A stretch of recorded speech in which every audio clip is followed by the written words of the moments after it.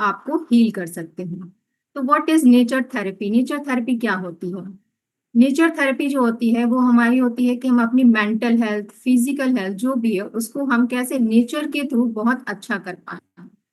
इसको हम कैसे कर सकते हैं? नेचर में वॉक कर सकते हैं, गार्डनिंग करके कर सकते हैं, फॉरेस्ट बात होती है वो कर सकते हैं, आउटडोर हम लोग मेडिटेशन को करेंगे तो उससे भी हम नेचर से कनेक्ट होंगे और अपने आप को हील कर सकते हैं, जो कि हमारे स्ट्रेस को और रिलैक्स करेगा, माइंड को, स्ट्रेस को कम करेगा और माइंड को रिलैक्स करेगा।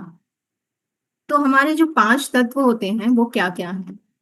हमारे 5 तत्व हैं जो हमारी बॉडी को बनाते हैं, वो हैं अर्थ, वाटर, फायर,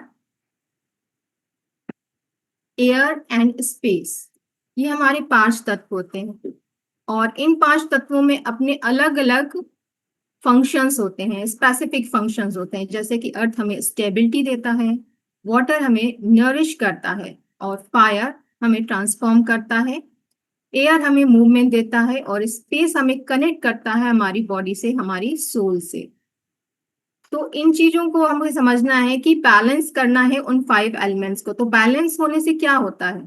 हमारी बॉडी जो होती है वो बैलेंस होती है उन एलिमेंट से, फिर हमें हमारी बॉडी, माइंड सब एक लाइन में आती है, हम हेल्दी रहते हैं और हमारा माइंड काम होता है और हमारी सोल जो है वो बैलेंस्ड होती है। इसमें ये भी समझना है कि जैसे मोटापा होता है तो मोटापा अक्सर हमारे खराब खाने पीने की आदतों से नहीं होता है, वो हमारी, अगर हमारी इन 5 एलिमेंट्स में से भी कुछ बिगड़ जाता है तो उनसे भी हमारी वेट गेन होने लगती है, हमारी ऊर्जा जो है असंतुलित होने लगती है। तो हमारी जो नेचर थेरेपी का मूल सिद्धांत है वो क्या है? कि प्रकृति हमारी सबसे बड़ी चिकित्सक है। हमारी जो भी प्रकृति है हमें उससे हमें चिकित्सा हमारी करती है, हमें उसे समझना होगा कि हमें कैसे लेना। तो हमारा सबसे पहला एलिमेंट आता है अर्थ एलिमेंट। तो अर्थ एलिमेंट हमें क्या देता है? अर्थ एलिमेंट हमें रिप्रेजेंट करता है स्टेबिलिटी, स्ट्रेंथ, हम ग्राउंडिंग रहते हैं, हम अपनी पृथ्वी तत्व से जुड़े रहते हैं। तो जिसमें बहुत सारी चीजें हैं, जैसे अगर ये बिगड़ जाए तो क्या होगा, कम हो जाए तो क्या होगा, और इसको बैलेंस कैसे करते हैं। तो अगर हमारा पृथ्वी तत्व शरीर में कम हो जाएगा तो क्या होगा? शरीर में बहुत कमजोरी महसूस होगी, वजन कम होने लगेगा, जैसे दुबले पतले हो जाएंगे बहुत से, हड्डियों और जोड़ों में कमजोरी होगी, बार बार थकान महसूस होगा, नींद की कमी होगी, हमारी इम्यूनिटी कमजोर हो जाएगी। और अगर यदि यह अर्थ तत्व बढ़ जाता है तो क्या होगा? मोटापा बढ़ेगा, शरीर में भारीपन आएगा, आलस्य आएगा और शरीर में पानी रुकने लगेगा। तो इसको हम बैलेंस कैसे कर सकते हैं? इसको हम बैलेंस कर सकते हैं कि अगर हम रोज नंगे पैर 30 मिनट अर्थ पर चले तो हम उसको बैलेंस कर सकते हैं। हम या तो मिट्टी में से जुड़ा कोई काम कर सकते हैं, अपने गमले लगाए हैं तो उसमें आप ना उसको खुद भी कर लें या फिर बागवानी कर लीजिए, मिट्टी से रिलेटेड आप उससे टच रहिए, तो उससे हम बैलेंस हो सकते हैं। हम योग में कैसे इससे बैलेंस कर सकते हैं? हम योग में कुछ आसन कराते हैं जिससे हम अर्थ एलिमेंट से बैलेंस हो सकते हैं। वो कौन कौन से हैं? जैसे कि ताड़ासन हो गए, वृक्ष आसन हो गए, पर्वत आसन हो गए। और या तो फिर हम जो खाना खाते हैं उसमें भी हमारा अर्थ फूड होता है। तो अर्थ फूड कौन कौन से होते हैं? जो हमारे जमीन के अंदर होते हैं, जैसे गाजर हो गया, मूली हो गया, शकरकंदी हो गया। तो इस तरह के फूड्स हमें खाएंगे तो हम उसको बैलेंस कर सकते हैं। पर्याप्त हम नींद लेंगे तो भी हम इसको बैलेंस कर सकते हैं। अब आते हैं हम दूसरे एलिमेंट पर जो कि हमारा है वाटर एलिमेंट। ये हमें रिप्रेजेंट करता है, हमारे फ्लो को नॉरिश करता है और प्यूरिफिकेशन देता है। तो वाटर, जैसा कि हम लोग सभी जानते हैं कि हमारा शरीर पूरा पानी से बना है, तो लगभग लगभग 60 से 70% तक हमारा शरीर पानी से बना हुआ है। और इसमें जो सेल्स होते हैं, सेल में भी उतने ही 70 to 60% पानी होता है। तो ये अगर कम हो जाएगा तो क्या क्या परेशानियां आएंगी, क्या क्या हमको दिक्कतें आ सकती हैं? कि शरीर में पानी की कमी हो सकती है, त्वचा बहुत रूखी रूखी रहेगी, या सिर दर्द होगा, चिड़चिड़ापन आएगा बहुत सारा, या ध्यान केंद्रित करने में बहुत कठिनाई आएगी हमें। और अगर ये बढ़ जाता है तो, अगर ये बढ़ जाएगा तो हाथ पैर में फूल जाएंगे हमारे। पानी अगर शरीर में बढ़ जाता है तो स्वेलिंग आ जाती है, पैर पानी रुकने लगता है, भारीपन महसूस होगा और हम अत्यधिक भावुक हो जाएंगे, हम बहुत जल्दी जल्दी भावुक हो जाएंगे। तो इनको बैलेंस करने के लिए क्या करना चाहिए हमें? इनको बैलेंस करने के लिए हमें दिन भर अपने आप को हाइड्रेट रखना है। जितना पानी आपको यहाँ बताया जाता है उतना पानी का इंटेक आपको दिन भर में लेते रहना है। लेकिन पानी कैसा पीना चाहिए? Structured water. स्ट्रक्चर्ड वाटर पीना चाहिए और सबलिंगल मेथड से। सबलिंगल मेथड क्या होता है? सबलिंगल मेथड जैसे मैम ने कल बताया था, पूजा मैम ने भी, कि पानी पीते हैं तो मुंह में ऐसे रखेंगे और गोल गोल घुमाएंगे, वो होता है सबलिंगल मेथड। उस मेथड से पानी हमेशा पीना चाहिए। और अब बात करते हैं हम लोग स्ट्रक्चर्ड वाटर की। तो पानी को स्ट्रक्चर्ड कैसे करा जाए? पानी को स्ट्रक्चर कर सकते हैं हम लोग उसमें एक कॉपर शीट डाल करके। कॉपर शीट का 12 बाई 3.5 इंचेस की एक कॉपर शीट होगी, आप उसको डालेगा। कई लोग के क्वेश्चन होंगे कि हम कॉपर ग्लास में या कॉपर जग में पानी पी लें, तो वो नुकसान करता है, क्योंकि आपका जो क्वांटिटी है कॉपर का उसमें ज्यादा आ जाएगा। आपका पानी की क्वांटिटी कम है और ग्लास इतना सारा आप हमेशा भर के पियोगे तो आपके शरीर में कॉपर ज्यादा जाएगा, जो कि बाद में आपके बोन्स में प्रॉब्लम करेगा और कई सारे पेन्स होंगे आप। तो उसमें नहीं पीना चाहिए। और अगर उसमें ग्रीन ग्रीन जम जाता है तो वो भी आपको बहुत बीमार करता है। तो आपको कॉपर शीट अपने पानी में डालना है। तो कैसे डालना? आप या तो मटके को यूज कर सकते हैं या फिर आप स्टील का कोई एक कंटेनर ले सकते हैं, उसमें आप इसको कॉपर शीट को डाल दीजिए। पहले दिन 8 घंटे डालिए, फिर थोड़े दिन बाद निकालिए, 8 घंटे बाद निकाल लीजिए, उसको वॉश कर लीजिए नींबू से या किसी अच्छे तरह से, उसको वॉश कर लीजिए, फिर दूसरे दिन 8 घंटे। ऐसे करते 1 महीने तक, फिर धीरे धीरे इसका ड्यूरेशन बढ़ाएंगे 10 आवर्स, फिर 12 आवर्स। तो ये आपको इस तरह से स्ट्रक्चर्ड पानी मिलेगा। जो पानी हम यूज करते हैं वो क्या होता है? सेगिनेटेड होता है, वो रुका हुआ पानी, जैसा कि मैम ने बताया फ्लो होना चाहिए। तो पानी में भी फ्लो कैसे रहेगा? जो भी टंकी का पानी है सब सेगिनेटेड वाटर होता है, तो उसी को हम काइनेटिक एनर्जी पानी में देने के लिए structured water through copper element हम इसको करते हैं। तो copper is the next to gold होता है। तो हम लोगों को स्ट्रक्चर्ड वाटर पीना चाहिए। और जो भी हम खाएं वो फूड फूड हम जो लेंगे वो वाटर फूड लेना चाहिए। वाटर फूड कौन से होते हैं? जिनमें कि पानी होता है, जैसे नारियल पानी हो गया, नींबू हो गया। तो ये सारे फूड्स हम ले सकते हैं। और जब भी हम पानी पिए तो पानी में ग्रैटिट्यूड करें। ग्रैटिट्यूड करके, जैसा कि बताया ही जाता है यहाँ पे, कि आप उसमें अपने मन का भाव डालिए। तो पानी में जब हम मन का भाव डालेंगे तो वो इफेक्ट आते हैं। जैसा कि आप लोग पहले कभी सुनते होंगे कि ऋषि मुनि क्या करते थे? जब किसी को श्राप देते थे, हाथ में जल लेते थे और कुछ बोलते थे और छिड़क देते थे। तो वो क्या था? जल में क्या डाला उन्होंने? वो भाव डाले। तो वो चीजें होती है। अगर किसी को तथास्तु कह रहे हैं तो जल लेकर छिड़क दे, तो वो सारी चीजें पहले भी हमारे यहाँ थी, हम लोग समझते नहीं थे। तो हमें पानी में आज भी, वो भी हम पानी पिए तो उसमें वो भाव डालें। अगर हम पानी पी रहे हैं, अगर आसपास का माहौल अच्छा नहीं है, लड़ाई झगड़ा हो रहा है, हम बुरी बातें बोल रहे हैं, तो उसको पानी को अगर हम माइक्रोस्कोप से देखेंगे तो उसका स्ट्रक्चर बहुत ही बिगड़ा हुआ, बड़ा अजीब सा डिस्ट्रैक्टिंग टाइप का आएगा। और अगर वही पानी ऐसे माहौल में है जहां हम परमिशन दे रहे हैं, जहां प्यार है, खुशहाली है, और उसको माइक्रोस्कोप से देखेंगे तो उसके मॉलिक्यूल्स बहुत ही स्ट्रक्चर्ड और एक अच्छी खिली हुए कमल के फूल की तरह किसी भी सुंदर फॉर्म को ले सकते हैं। तो ये चीज देखना चाहिए, समझना चाहिए कि वाटर भी हमारे मन के भाव को समझते हैं, उसी अनुसार वो हमारे बॉडी में जाकर हमें रिएक्ट करते हैं। तो अब आते हैं हम लोग, जैसा कि हम लोग समझे कि वाटर बहुत ही इंपॉर्टेंट है हमारे लिए। तो next element fire element. Fire element represent करता है एनर्जी, ट्रांसफॉर्मेशन और मेटाबॉलिज्म को। जैसा कि हम जानते हैं कि ये हमारी ऊर्जा को बताता है, हमारी पाचन शक्ति जो होती है उसको बहुत बेहतर करता है, शरीर का जो टेम्परेचर होता है, तापमान, उसको मेंटेन करता है, हमारे अंदर एक एनर्जी मतलब उत्साह आता है, और प्रतिदिन परिवर्तन का प्रतीक माना जाता है, और भोजन को हम जो खाते हैं उसको पचाने में हमारी मदद करता है। तो अगर ये एनर्जी हमारी, ये एलिमेंट हमारा बिगड़ जाए, कम हो जाए, तो क्या होगा, हमारी पाचन जो है वो कमजोर हो जाएगी, गैस बहुत ज्यादा बनेगी, भूख हमें कम लगने लगेगी, ठंड अधिक लगेगी, हमारे अंदर प्रेरणा की कमी हो जाएगी।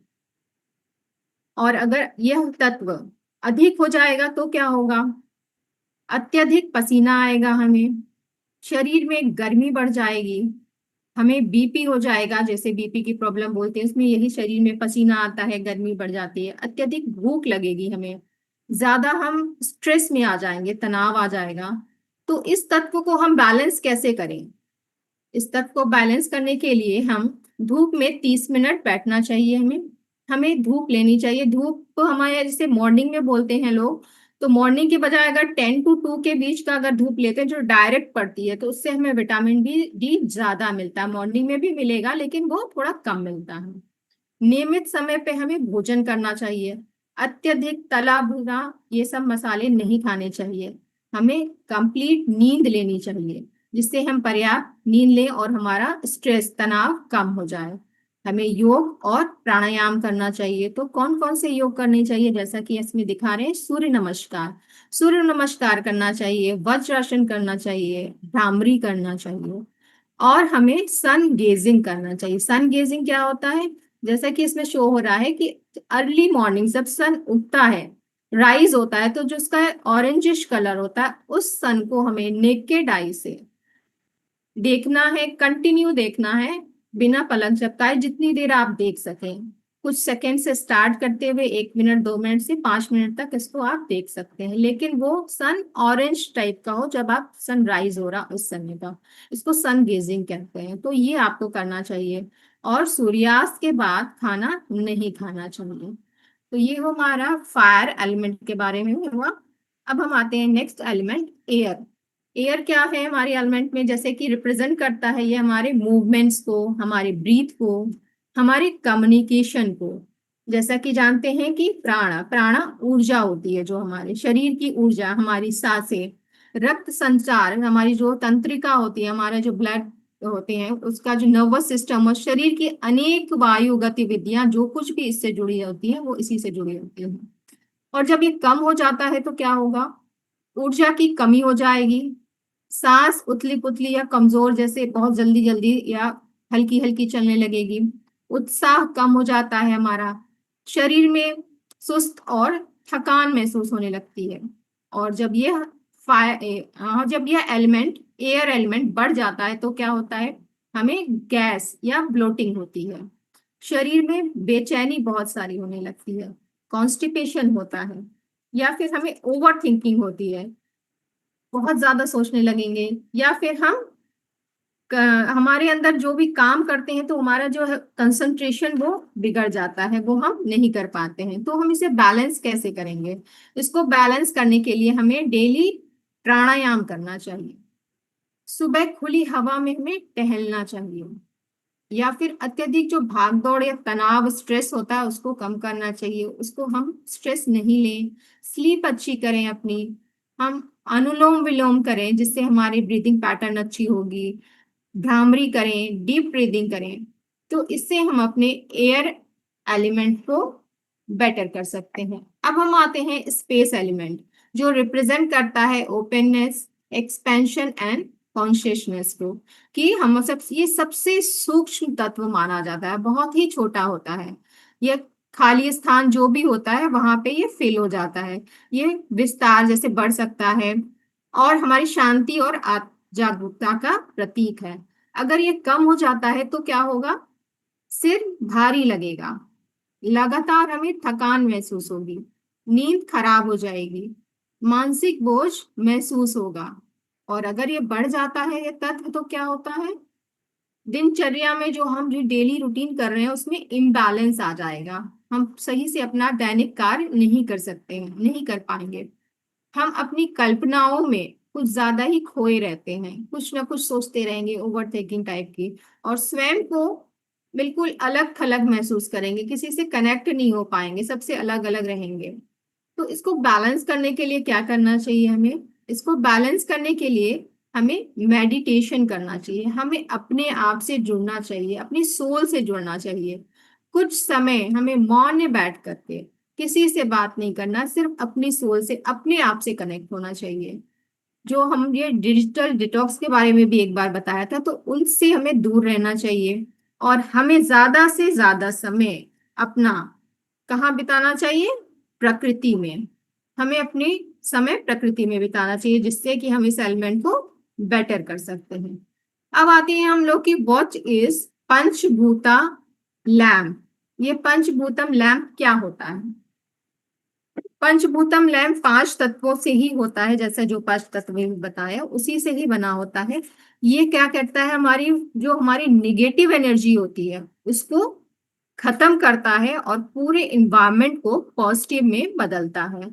हमारा जो माइंड, बॉडी और सोल होता है, जो हमारी सराउंडिंग्स आसपास जो चीज, उसको एक सिंबलाइज करता है, एक प्योरिफिकेशन देता है। और जो हमारे एक पीस होता है, हमारा एक पीस है, हार्मनी है, जो हमारी स्पिरिचुअल चीजें थे उसको बढ़ाता है, हमें प्रोटेक्ट करता है। जितनी भी निगेटिव चीजें हमारे आसपास है, वो सब, ये अगर हम दिया जलाते हैं तो वो सब वो एब्जॉर्ब कर लेता है और वो उसके पास चले जाती है सारी निगेटिविटी।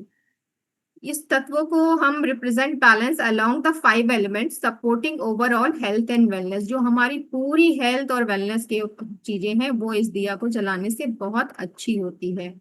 हमारे अंदर कामनेस आता है, इमोशनल स्टेबिलिटी आती है, हमारे अंदर इनर हीलिंग की पावर आती है। तो ये एक रिचुअल्स होता है जो हमारी पॉजिटिविटी को बढ़ाता है, हमें अच्छा हेल्थ देता है, हमें प्रोस्पेरिटी देता है। तो हमें ये जलाना कैसे? हमें पंच तत्व भूतम तत्व जलाने के लिए एक मिट्टी के 2 दिए लेने होंगे, जैसा मैं दिखा रही हूँ आप लोग को। एक दिया बड़ा लेंगे ऐसे, और एक थोड़ा छोटा लेंगे। इस दिए में पहले पानी भरेंगे, फिर ये दिया इसके ऊपर रखेंगे, और इस दिए में फिर हम ऑयल डाल के बाती से इसको जलाएंगे। तो हमारा मिट्टी हो गया, पानी हो गया, इसके बीच का स्पेस हो गया, फायर हो गया। तो हमारे 5 एलिमेंट इसमें आ रहे हैं। तो इन 5 एलिमेंट के साथ जब हम इसको जलाएंगे, तो हमें कैसे जलाना है उसको भी ध्यान से सुनिएगा। जब जलाएंगे तो हमारा इंटेंशन प्योर होना चाहिए, कि हम किस इंटेंशन से जला रहे हैं उसे।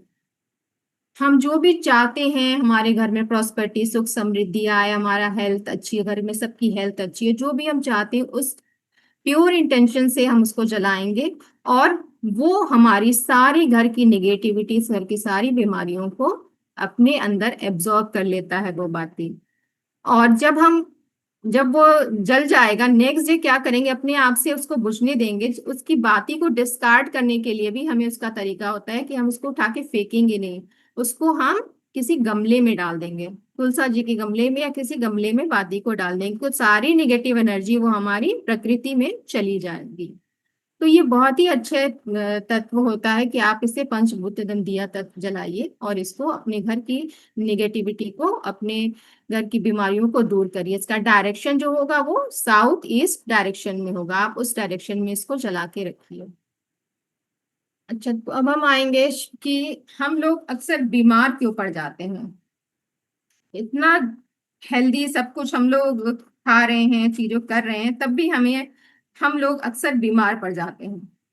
तो क्यों पड़ जाते हैं ये बीमार हम लोग, ये हमें सोचना चाहिए। इतनी सारी हम लोग दवाइयां ले रहे हैं, इतने सारे हॉस्पिटल्स खुल रहे हैं, इतने सारे डॉक्टर्स आ रहे हैं, सब लोग मेडिसिन इंक्रीज ही हो रही है, कुछ कुछ दवाइयां बढ़ रही हैं, तब भी हम लोग बीमार हैं। तो क्यों बीमार हैं? क्योंकि हमें ये समझना है कि ये दवाइयां हमें ठीक नहीं करती हैं, ये हमारे रूट कॉज पे नहीं काम करती हैं, ये हमारे ऊपर ऊपर जो भी चीजें होती हैं उसको बेटर कर देती हैं। तो अगर हमें हेल्दी रहना है तो हमें रूट कॉज पे जाना है। तो रूट कॉज हम इस नेचुरोपैथी में ठीक करते हैं, कि नेचुरोपैथी में हम पूरे रूट कॉज पे बात करते हैं। तो हम लोग उसको समझेंगे कि हमारे नेचुरोपैथी में अगर रूट कॉज पे बात करेंगे हम, तो जो भी चीजें आती हैं, जैसे कि हम अपनी किन किन चीजों पे हम बीमार पड़ते हैं, वो अगर हम देखें तो, एक सेकेंड,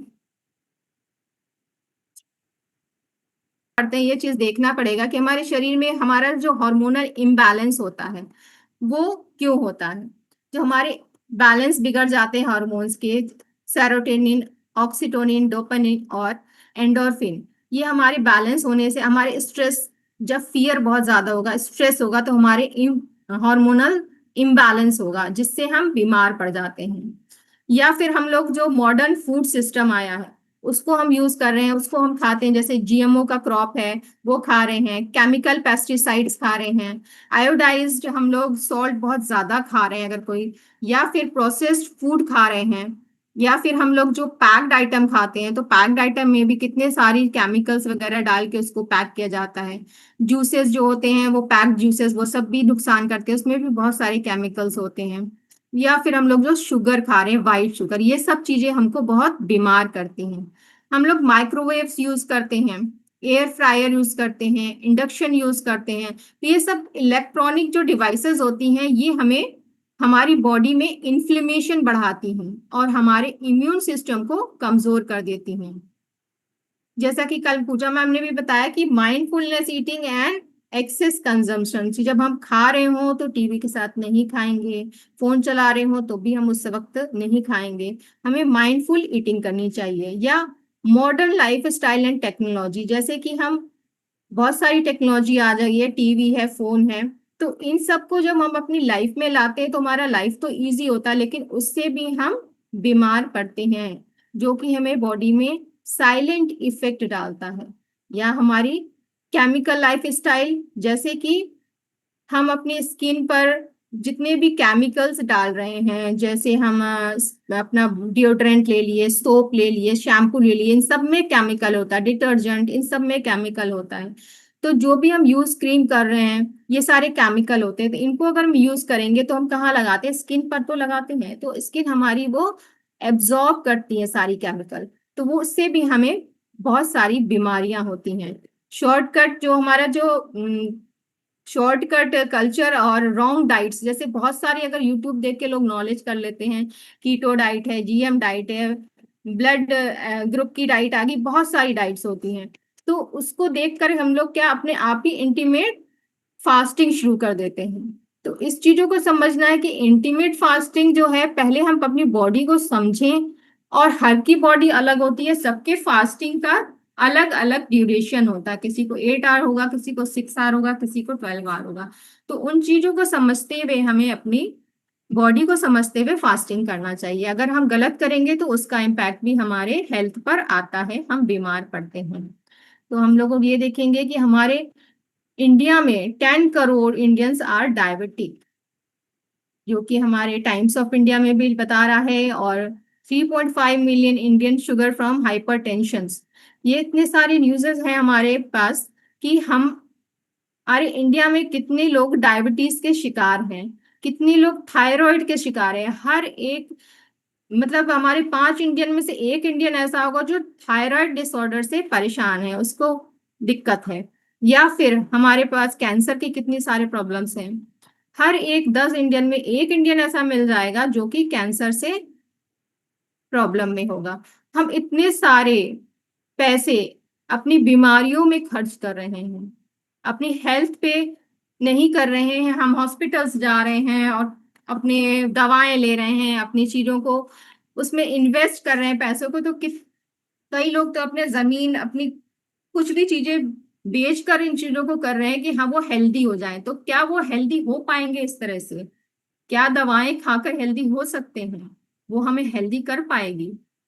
तो बिल्कुल नहीं, दवाएं खाकर हम बिल्कुल नहीं हेल्दी हो सकते। हमारी बॉडी में खुद हीलिंग पावर है, जिसको हमें एक्टिवेट करना है नेचर के थ्रू, तो हम खुद बहुत अच्छे से अपनी हेल्थ को थोड़ी सी लाइफ स्टाइल चेंज में करके उसको कर सकते हैं। कि हमारे ब्रेन में भी हीलिंग पावर होती है, हमारे बॉडी में भगवान ने ऐसे सिस्टम बनाए हैं, कुछ भी होता है तो हमारे ब्रेन को तुरंत जाकर पहले बताता है, और ब्रेन उसमें कैसा बॉडी में एक्शन लेना है वो हमें बताता है, कि लिवर को क्या एक्शन लेना है, हमारी किडनी को क्या एक्शन लेना है, वो सारी चीजें हमें ब्रेन बताता है। तो उस ब्रेन को हम लोग क्या कर दिए आजकल, दवाएं खा खा कर बीमार कर दिए, वो एक्टिव नहीं हो पाता है, वो सोचने समझने की उसकी चीजें थोड़ी थोड़ी इफेक्ट हो रही हैं। जैसे ब्रेन फंक्शन में पहला हम लोग इस चीज को समझेंगे कि शुगर ग्लूकोज, जो हमारे, जो हर बीमारी है तो समझिए कि शुगर से है। जो भी हम खाते हैं शुगर वो हमारे ब्लड में जाता है। तो जब ब्लड में जाता है तो हमारे जो ब्लड वेसल्स है उस पर एक शुगर की कोटिंग हो जाती है। जैसे मान लीजिए ये हमारा ब्लड वेसल्स है, इस पे शुगर की कोटिंग हो गई है, तो ये ब्लड वेसल्स हार्ड हो गया। जब ये हार्ड हो गया और जब ब्लड आएगा यहाँ और फिर टकरा कर वापस जाएगा, तो वो बहुत आया और तेजी से जाएगा क्योंकि ये ब्लड वेसल्स हार्ड हो गए हैं। तो इसके हार्ड होने से और तेजी से ब्लड आने और जाने से क्या होगा, हमारी बीपी की प्रॉब्लम आ जाएगी। हमें डॉक्टर जैसे ही हमारा ब्लड प्रेशर नापेगा कहेगा इनकी बहुत तेज ब्लड फ्लो हो रहा है, बहुत तेज हाई बीपी है। तो ये हमारे शुगर की प्रॉब्लम की वजह से है। तो जैसे कि अगर देखें कि हमारे सेल्स को भी कुछ खाना चाहिए होता है, तो जो सेल्स हमारे होते हैं उनको भी ग्लूकोज ग्लूकोज या जो भी प्रोटीन चाहिए होता है, तो थोड़ी देर के लिए वो ओपन होते हैं। अगर वो ओपन होते हैं सेल्स तो वो अपनी जो भी खुराक चाहिए होता है वो ले लेते हैं। अगर ओपन नहीं होते हैं तो ग्लूकोज कहाँ जाता है, वो ग्लूकोज फिर हमारे ब्लड में ही रहता है, वो ब्लड में ही तैरता रहता है, वो सेल्स में नहीं जा पाता है। तो उससे क्या प्रॉब्लम आती है कि वो जब हमारे सेल्स ब्लड में तैर रहा है तो ब्रेन कहेगा कि इतना सारा हमारे ब्लड में बहुत सारा ग्लूकोज है, तो इसको हम डिस्ट्रीब्यूट कर देते हैं। कहाँ डिस्ट्रीब्यूट करेंगे, हम अपने ऑर्गन्स में वो डिस्ट्रीब्यूट करवा देता है। कुछ हमारे जो ग्लूकोज बढ़े हुए हैं किडनी पे डालेगा, कुछ लिवर पे डालेगा, कुछ हार्ट पे डालेगा, ऐसे करके हमारा ब्रेन इंस्ट्रक्शंस देता है कि वो इस तरह से अपने ब्लड ग्लूकोज लेवल को मेंटेन। Recording stopped. तो जब हम अपने ब्लड ग्लूकोज लेवल को जब वो किडनी पे फेंकेगा तो हमारी किडनी इफेक्ट होगी और हमारे हमें फिर वो किडनी की प्रॉब्लम आ जाएगी। अगर वो ज्यादा ग्लूकोज हमारे हार्ट पे डालेगा तो हमारे हार्ट ब्लॉकेज की प्रॉब्लम आ जाएगी। अगर वो ज्यादा ग्लूकोज हमारे आइज पे डालेगा तो हमें आइज की प्रॉब्लम आ जाएगी। तो ये हमें समझना है कि सारी प्रॉब्लम ग्लूकोज शुगर या ब्लड में जो ग्लूकोज तैर रहा है उसकी है। तो वो जो अगर ब्लड में तैर रहा है तो दिक्कत है, अगर सेल में चला गया तो बहुत अच्छा है। अब हम समझते हैं कि आईजीएफ इंसुलिन जो हमारा जो होता है कि ये हमारा आईजीएफ क्या होता है कि हमारा ग्रोथ फैक्टर होता है, इंसुलिन लाइक ग्रोथ फैक्टर। तो ये सारी चीजें भी हमारी इफेक्ट होती हैं ज्यादा शुगर खाने से। तो हमारा ब्रेन जो होता है वो समझ नहीं पाता है, वो कंफ्यूज हो जाता है दवाओं खाने से और उसके इफेक्ट से कि हमें करना क्या है। तो जो हमारे इंसुलिन लाइक ग्रोथ फैक्टर है तो हमारे ग्रोथ फैक्टर के लिए ही काम करते हैं। जैसे हमारी हाइट बढ़ती है, नेल्स है, हेयर से, बोन डेंसिटी है, ये सब हमारे ग्रोथ फैक्टर, हमारे इंसुलिन ग्रोथ फैक्टर्स जो होते हैं उन पे काम करते हैं। जब हमारा ब्रेन कंफ्यूज हो जाता है, उसको समझ में नहीं आता है क्या करना है, तो हमारे जो एक्स्ट्रा ग्लूकोज थे वो अगर हमारे एक्सटर्नल में जाते हैं तो वो हमारे फैट सेल्स हमारे शरीर के अंदर है तो वो फैट सेल्स बन गए, हमें उससे वेट गेन होने लगता है। और ये अगर वो इंटरनल चले जाते हैं हमारे तो क्या बन जाता है, फिर वो ट्यूमर या कैंसर सेल्स में जाता है क्योंकि वो फिर अंदर जाके धीरे धीरे बढ़ने लगते हैं। अब हमें समझना है कि इन्फ्लेमेशन क्या होता है। जब शुगर हमारे ब्लड वेसल्स पर आकर के कोटेड हो गया तो उससे हमारे इन्फ्लेमेशंस होते हैं, बहुत सारी हमारी बीमारियां जो होती है वो आईटीएस क्या होते हैं, ये सारी इन्फ्लेमेशन की बीमारी होती है। हमारी 2500 डिजीजेस जो हैं वो आईटीएस वाली हैं। जैसे अर्थराइटिस, ये सब क्या है, इन्फ्लेमेशन की बीमारी है। थायराइटिस, हेपेटाइटिस, पैनक्रियाइटिस, गैस्ट्राइटिस, ये सारी, कोलाइटिस। तो जहां जहां हमारे शुगर ज्यादा होगा जाएगी वहां पर इस तरह की हमारी आइटिस वाली जो बीमारियां हैं, इस तरह की चीजें आएंगी, वो हमारी इन्फ्लेमेशन की बीमारी है। अब हमारी बॉडी जो होती है, जैसे कि हम लोग कुछ भी खा लेते हैं, हमको समझ में नहीं आता है, जो अच्छा लगा और खा लिया अपने टेस्ट के अकॉर्डिंग, तो उसको हम लोग डस्टबिन बनाते जा रहे हैं कि हाँ जो जो चीज अच्छी लगी, जरूरत है नहीं है पर हम खाएंगे क्योंकि हमें टेस्ट लग रहा है, हमारा मन कर रहा है। तो हमारा जो एक्सक्रीशन चैनल होता है, जैसे अभी बताया था, स्किन एक एक्सक्रीशन चैनल होता है। तो यूरिन के थ्रू हमारे जो एक्सक्रीशन निकलते हैं, स्टूल के थ्रू या स्वेट के थ्रू निकलते हैं हमारे जो चीजें होती है। तो इन सब चैनल्स को अगर हम ब्लॉक कर देंगे, बंद हो जाएंगे, तो हम और ज्यादा बीमार होने लगेंगे। तो ये बंद कैसे हो जाता है, हमारी खराब लाइफ स्टाइल से बंद हो सकते हैं। हमारा जो कॉन्स्टिपेशन है, डिहाइड्रेशन, केमिकल्स इतने सारे अभी जो बताया उसको यूज करते हैं, या रेडिएशंस जो हम लोग फोन टीवी के जो रेडिएशंस होते हैं या जीएमओ फूड अभी बताए, इन सबको लेने से हमारे एक्सक्रीशन चैनल्स खराब हो जाते हैं। तो हमारी बॉडी अच्छे से उन चीजों को, टॉक्सिन्स को हमारे नहीं निकाल पाती है, फ्लश आउट नहीं कर पाती है, और फिर हमारे ऑर्गन क्या होते हैं, वीक होने लगते हैं और हम डिजीजेस से भरने लगते हैं, हमें बहुत सारी बीमारियां होने लगती हैं। तो इन सब को हम नेचुरल हीलिंग मेथड्स कैसे कर सकते हैं? जैसे कि हम यहाँ शो हो रहा है कि हमारा जो current heal health care model है, कि हमारे ब्रांचेस में प्रॉब्लम्स है, बीमारियां, hypertension, high cholesterol, diabetes, stomach, liver में जो भी प्रॉब्लम्स हैं, तो उन प्रॉब्लम्स को अगर हम पानी देंगे, हम उन प्रॉब्लम्स को कुछ भी हम करेंगे तो वो वहां से ठीक नहीं होंगी, क्योंकि हम उसके रूट कॉज पे नहीं काम कर रहे हैं। जितना भी हम धूप, पानी, हवा दे दें, उन प्रॉब्लम्स को हम नहीं ठीक कर सकते, क्योंकि रूट कॉज पे नहीं काम कर रहे हैं। हमें एक हॉलिस्टिक हेल्थ अप्रोच पे काम करना चाहिए, जिससे कि हम अपने रूट को मजबूत करें और एक अच्छे से ट्री को हम ग्रो कर सकें और वो हेल्दी रहे। जैसे वेलनेस डाइट, हम अच्छी डाइट ले सकते हैं, हम स्ट्रक्चर्ड वाटर पी सकते हैं, हम एक पॉजिटिव माइंड सेट रख सकते हैं, या फिर ओमकार साधना कर सकते हैं, जिससे कि हमारे ऑर्गन्स में, हमारे सेल में एक एनर्जी मिलती है। हम योग निद्रा करते हैं, जिससे हमें इमोशनल और मेंटल हेल्थ अच्छी होती है। तो इस तरह की चीजें करके हम अपने एक होलिस्टिक अप्रोच से हेल्थ को ठीक कर सकते हैं। अब इसका सोल्यूशन पहला ये है कि हम योग निद्रा कर सकते हैं। तो योग निद्रा से करने से क्या क्या चीजें होती है, हमारी स्ट्रेस हार्मोन्स कम होते हैं, हमें माइग्रेट, इंसोम्निया एंड टीडीएस की प्रॉब्लम नहीं होती है, इंप्रूव होती है हमारी स्लीप की क्वालिटी, और हमारी इमोशनल हीलिंग, जितने भी इमोशनल प्रॉब्लम हम लोगों को आती है उसकी हीलिंग होती है। हम आते हैं ओमकार साधना पे। तो जब हम ओम का उच्चारण करते हैं तो हमारे क्या होते हैं, सेल्स आपस में वाइब्रेट करते हैं, तो इससे हमारे मेंटल, फिजिकल और स्पिरिचुअल हेल्थ को काफी फायदा होता है। हमारी बीपी कम होती है, हमारा increase heart rate variability, clear negative, जितने भी नेगेटिव इमोशंस है वो खत्म होते हैं। जब हम ओम का उच्चारण करते हैं तो हम ये देखेंगे कि देखा गया है, पाया गया है कि जो भी हमारे साइंस में प्रूवन है कि जब उसको टेलीस्कोप से देखा गया ओम के उच्चारण के वाइब्रेशन को, तो वो हमारा जो श्री यंत्र है उसकी इमेज, जैसा कि इसमें शो हो रहा है, श्री यंत्र की इमेज बनकर आई है जब हम ओम का उच्चारण करते हैं। तो इतना पावर होता है ओम के उच्चारण में, हमें मेंटल पीस, फिजिकल, तो ये हमें जरूर से करना चाहिए, हमारे हर सेल को एनर्जी मिलती है। अब हम बात करते हैं flying the radiation effect in the body. इसको कैसे हम जो खत्म करेंगे, हमारे अंदर के टॉक्सिन्स और बॉडी के जो भी हमारे प्रॉब्लम शरीर है, तो हमारा बॉडी जो होता है, सब लोग कहते हैं डिजीजेस से भरा है, डिजीजेस से भरा है। डिजीजेस से तो भरा है, हमारे बॉडी में इलेक्ट्रॉन्स डिफिशियंसी है, इलेक्ट्रॉन्स प्रॉपर नहीं है हमारे बॉडी में, तो उसको बैलेंस करने के लिए हमें ग्राउंडिंग करना चाहिए।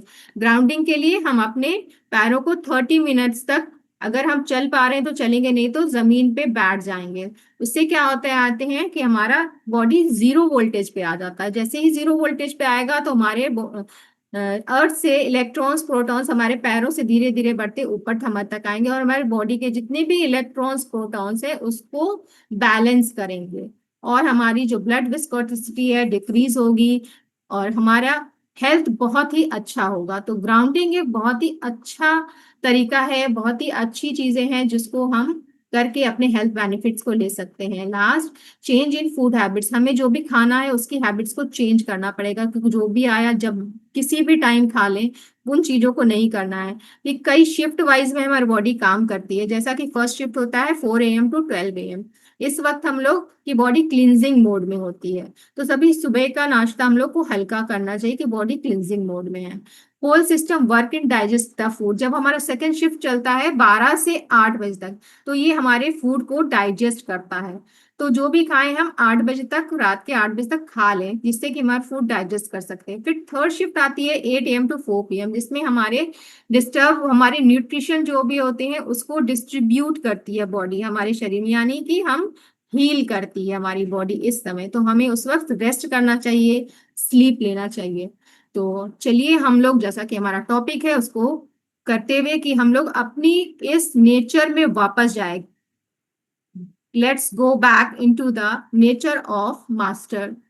तो हम लोगों को अपने इस नेचर में वापस जाना है और अपनी प्रकृति से बहुत कुछ सीखते हुए और अपने आप को खुद अपनी बॉडी को अपने आप को ऐसा माहौल देना है कि हम हील कर सकें।